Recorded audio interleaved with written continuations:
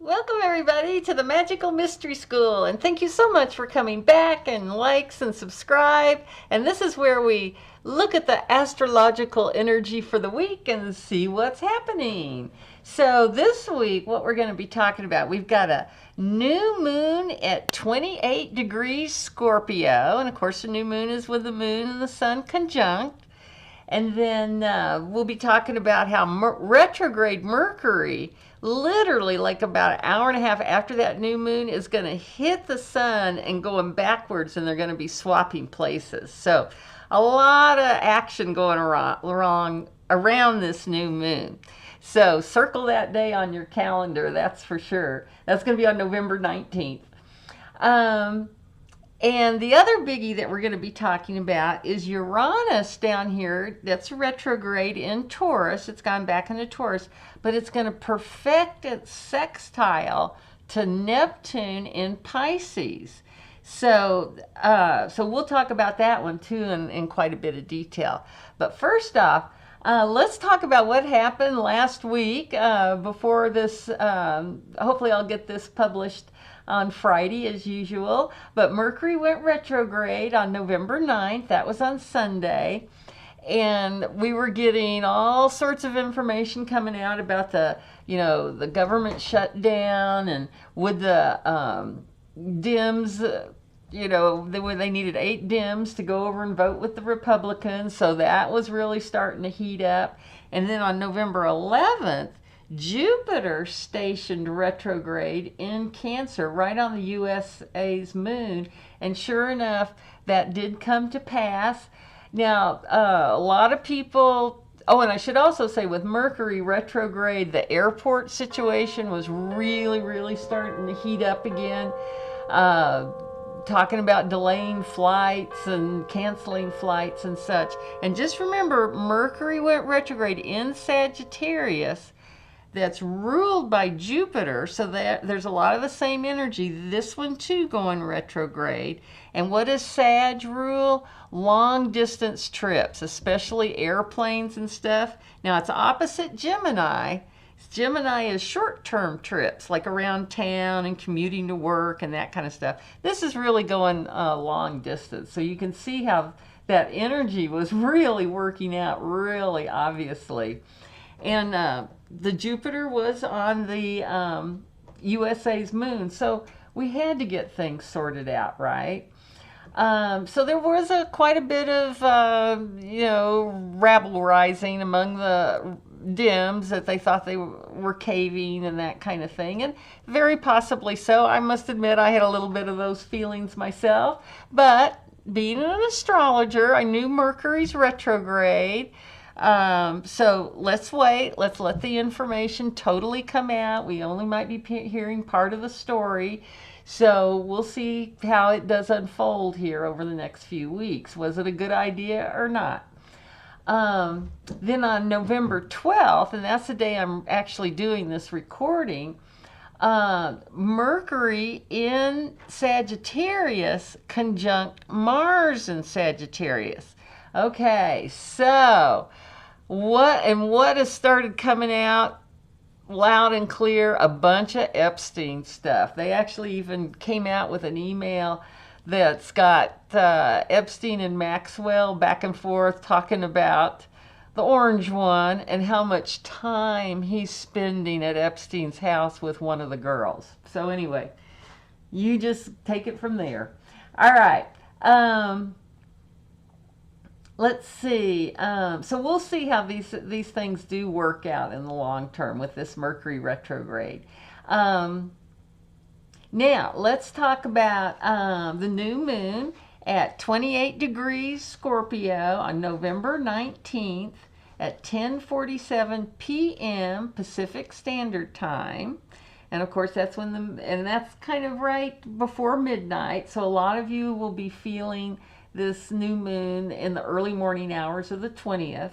But literally, just 3 hours later is when this Mercury comes along and conjuncts the sun, right? So when I do start talking about these transits, Well, I'll mention that later. I don't want to get you confused. But the really biggie, just about at 6:30 of the morning of the 20th, that's when Uranus trines Neptune and perfects at 29 degrees. So let's talk about that one first, because that is so powerful, really. Now with Uranus, and its tarot card is the Fool. We've got idealism. For Neptune, the tarot card is the Hangman. So we've got seeing the world from a whole different perspective. That's what this is all about, expanding our consciousness. So again, with this new moon, really think about what kind of utopian life do you really want to create? And this also brings in, with the Neptune here in Pisces, and remember Neptune rules Pisces, so again, very similar energies there. A very strong interest in the occult and mysticisms. So if you get a chance to join a group or just go visit, maybe take a class on psychic development or something like that, and maybe it feels a little odd, or when you go home at Thanksgiving, you're like, oh, should I tell people I'm doing this or whatever? Go ahead and do it. Get your toes in the water there. Start using your imagination about new things that you can bring into this world. Now, another thing too with Pisces, that it rules art and music and healing and all that kind of stuff. So just remember, whenever you start feeling overwhelmed, upset, especially during this November time, go to your spiritual practices, and it may very well be something to do with art. And when I say art, I mean it could be landscaping, it could be rearranging your room in your house, in one of your bedrooms or something like that. It doesn't have to be, drawing a Picasso or something like that. And music, that's something I've really been trying to integrate more into just my daily life, and it can be very healing. Because remember, the highest point of healing is getting your body's energy wave in coherence with your spiritual, your higher self, that kind of thing. So getting that coherence going, and that's a very much of a magician thing, which is Mercury, to get that as above, so below, to get that in sync.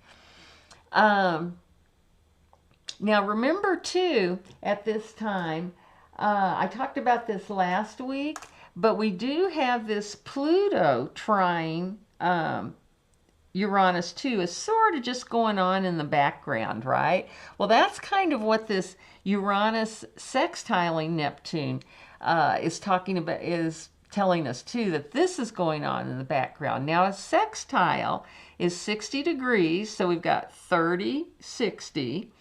This is, Uranus is right at, like I said, the 29th degree. Neptune is at the 29th degree of their signs here. So again, that brings in a little bit, though, with the Neptune there, a little bit of maybe some weird opportunities. But again, just keep planting those seeds, and especially for this new moon, of how you want to do things different. How do you want to uplift your energy? How do you want to feel differently?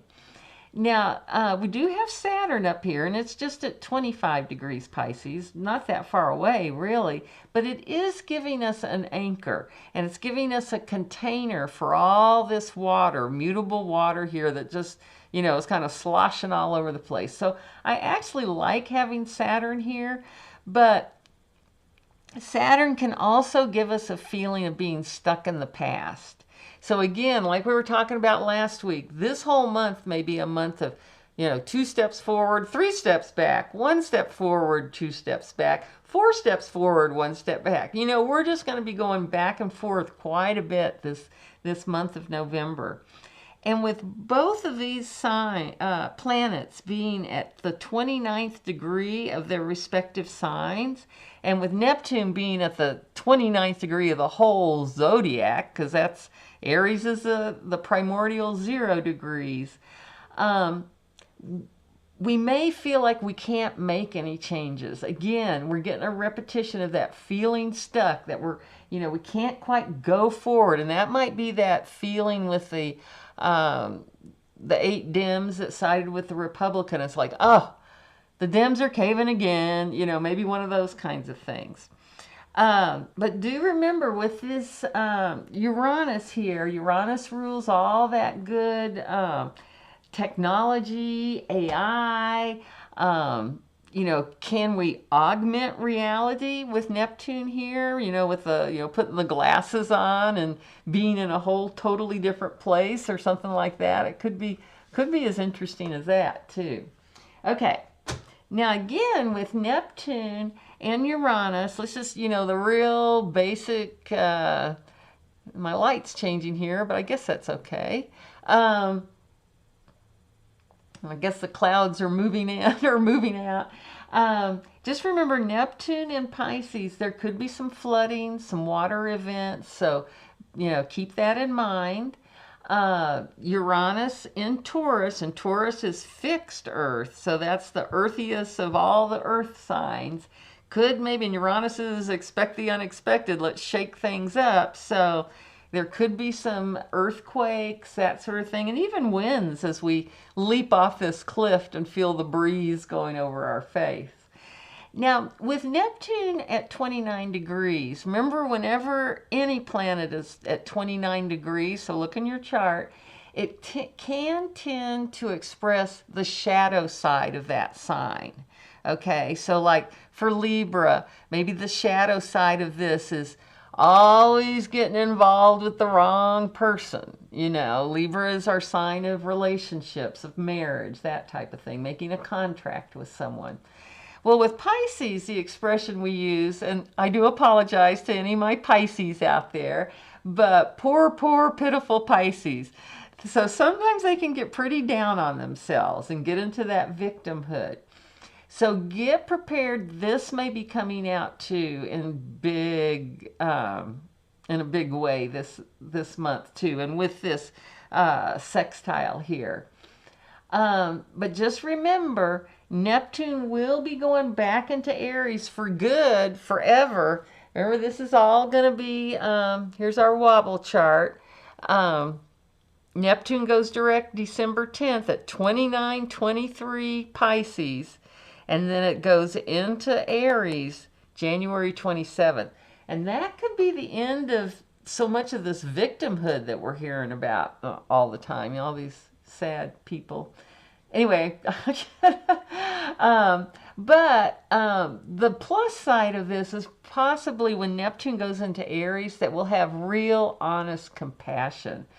And again, when Neptune goes into Aries, Gemini, or Uranus goes into Gemini, remember this grand trine in water, which is our emotional stability, is going to slide into fire. Aries, Jupiter goes into Leo, summer 2026, and then we'll have transiting planets up here in Sag to make that grand trine. But we'll talk about that when we get there. So again, if you're feeling overwhelmed by any of this emotion and feeling confused and communications are all off with this Neptune and Pisces and stuff, remember one of the big things to do at this very end of the Pisces and Zodiac, let go.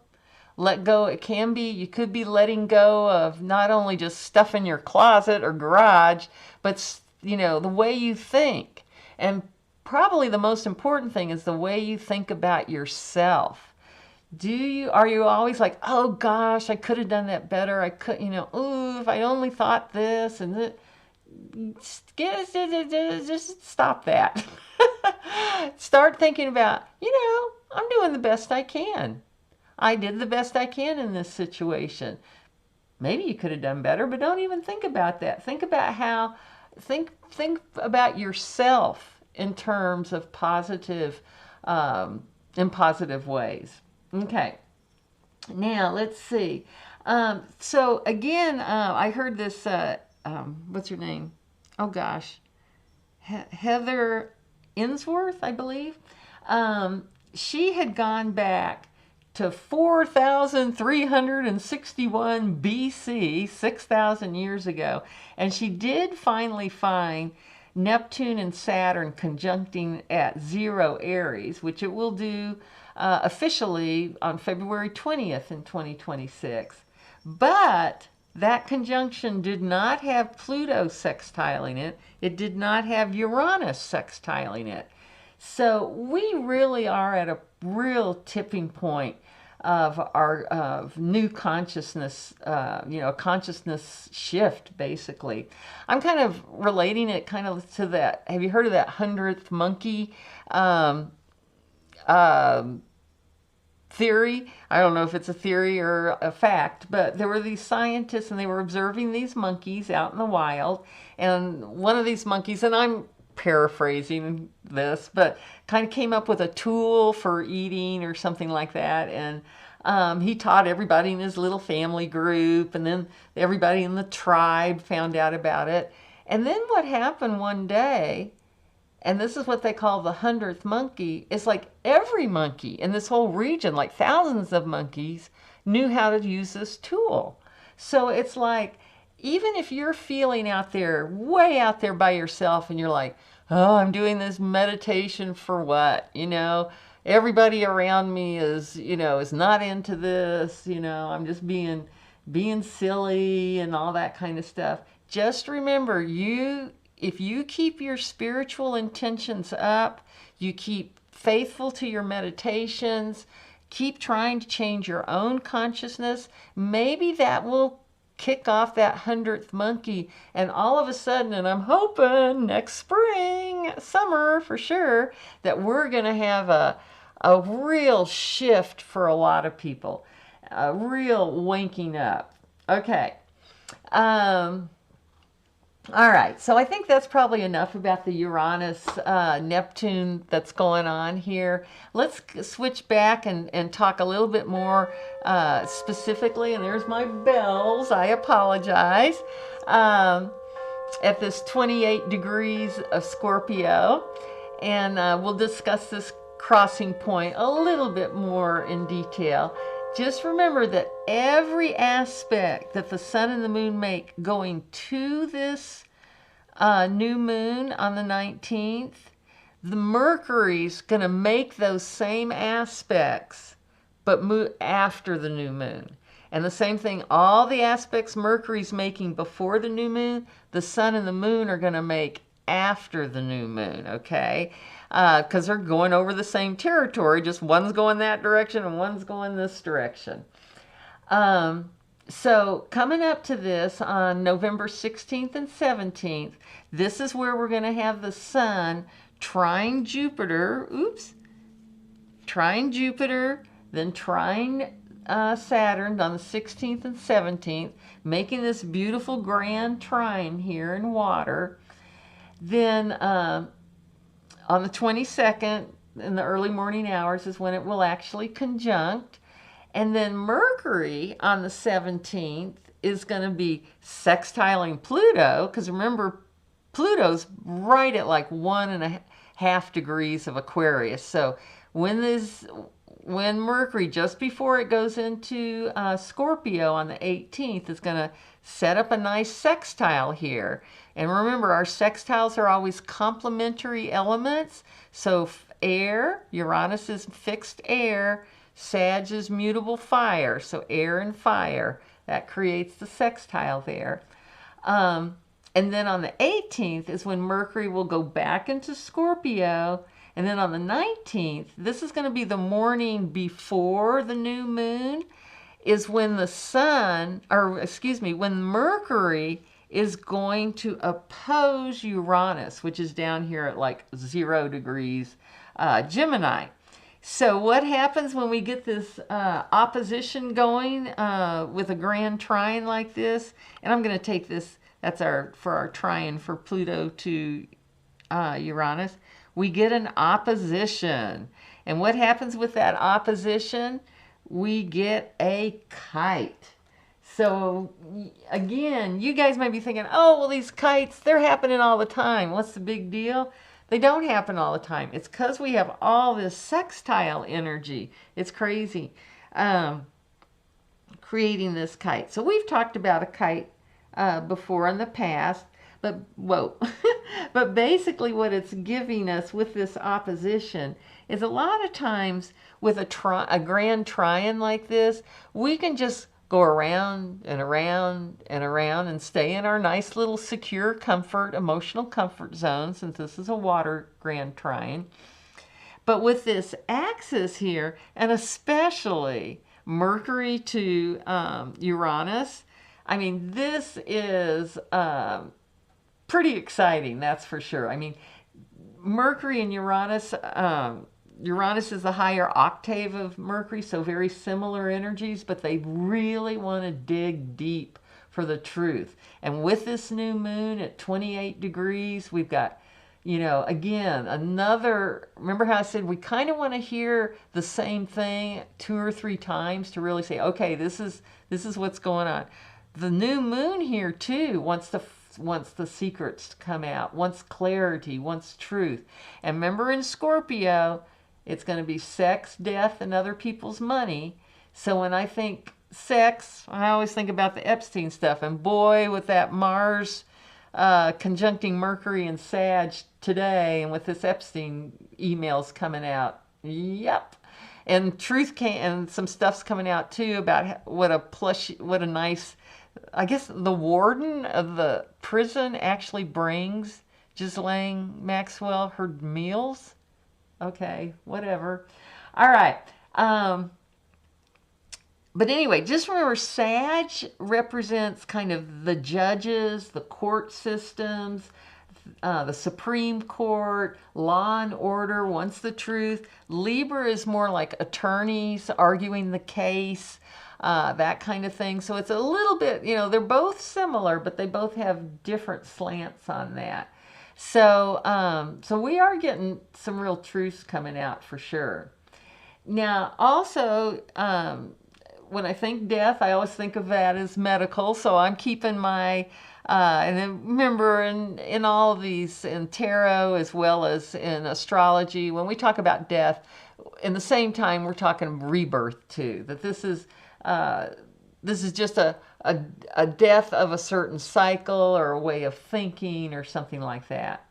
Okay, and then other people's money, we could see a real market, a lot of volatility in the market too, during the month of November, and with this new moon kind of kicking that off. So just be prepared for that. And it could be also volatility in resources. Now I know a little bit that I've listened about Russia.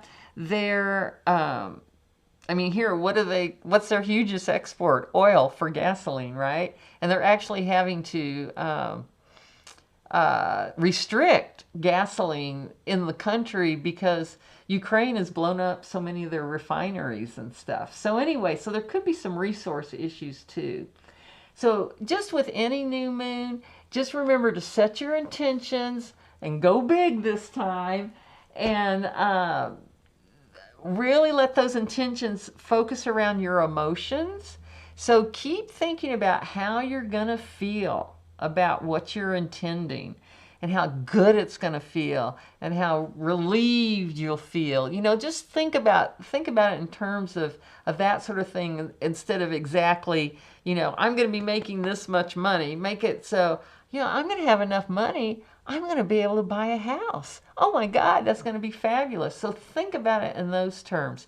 And with Scorpio too, think about nature and how you might want to, like me, I kind of want to see auras around plants and animals and things like that. That's one thing I'm really thinking about.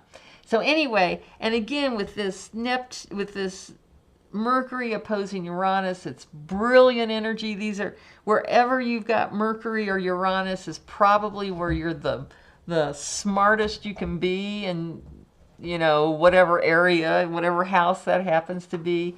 And it's also revolutionary energy, but it does want the truth to come out. And with it trying Jupiter down here, That's the clarity about the future. So even though we can have a lot of disruption here and lots of words flying with, you know, we got the Mars, Mercury, Uranus, real disruptive communications, tons coming out, and then the sun coming in too. I think it was the 22nd. Words are going to be all over the place, but just remember, with this grand trine here, we're going to be lucky. We're going to get messages through our dreams. We may even starting to feel a little telepathy. Saturn keeps it practical. So this is probably one of the most exciting new moons of the year. And I also wanted to, before I say goodbye, I wanted to just mention about 3i Atlas. I couldn't believe this. I was in the grocery store. Yes, I buy groceries, and they are getting more expensive. But I saw this, and I just had to buy this because it was a National Geographic, and it's coming, you guys. I don't know what that means, but it's coming. But I wanted to just give you the dates for 3i Atlas so that you would have those kind of, I mentioned them here or there, but I've never actually, like, said that this is the dates. Like the end, like October 29th was when Atlas got closest to the sun. All right.